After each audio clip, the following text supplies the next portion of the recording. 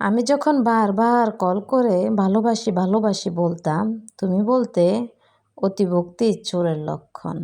তাই আমি অতিরিক্ত কথা বলা বন্ধ করলাম। আমি যখন কথা বলতে চাইতাম, সময় দিতে বলতাম, আর তুমি বলতে সময়ের দাম দিতে শিখো। তাই আমি আবেগ কন্ট্রোল করে সময়ের দাম দিতে শিখলাম। আমি যখন তোমার কল বা মেসেজের দীর্ঘ অপেক্ষা করতাম, তুমি বলতা বেশি আশা ভালো না। তাই আমি আশা ছেড়ে দিয়ে অপেক্ষা করাটা ভুলে গেলাম। আমি যখন রাতে তোমাকে নিয়ে খারাপ স্বপ্ন দেখতাম, তখন সবার আগে তোমাকে কল দিয়ে খোঁজ নিতাম, তুমি ঠিক আছো কিনা। তুমি বলতে আবেগ কমাও। নিজেকে তাই পরিবর্তন করে নিজের জন্য গড়ে তুললাম।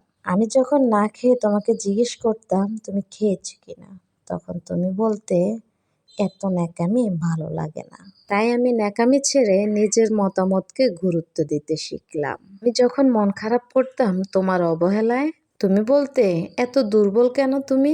তাই আমি মন খারাপ ছেড়ে নিজেকে শক্ত করে নিলাম। কিন্তু যখন তুমি চলে যেতে চাইলে, আমি বললাম যেতে পারো, আটকাবো না। আর তুমি বুঝতে পারলে আমি বাস্তবতা শিখে গেছি। তুমি আমাকে অনেক কিছু শিখিয়েছো, এই জন্য তোমাকে অনেক ধন্যবাদ। তবে তুমি হয়তো জানতে না, এগুলি একটা সুন্দর ভালোবাসার ইতিহাস করে তোলে।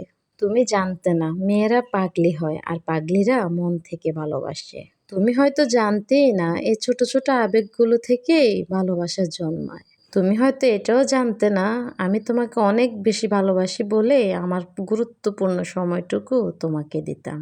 আজ আমিও একটা জিনিস তোমাকে শিখালাম। অতিরিক্ত অভিমান নিয়ে যারা হারিয়ে যায় তারা আর কখনোই ফিরে আসে না। তোমার কাছে মানসিক শান্তি আশা করেছিলাম, ভেবেছিলাম তুমি ছাড়া মানসিক শান্তি দিবে এমন কেউ নাই। দিন শেষে দেখলাম তুমি সেটা বুঝতেই পারোনি, আমাকে অবহেলিতই করেছো।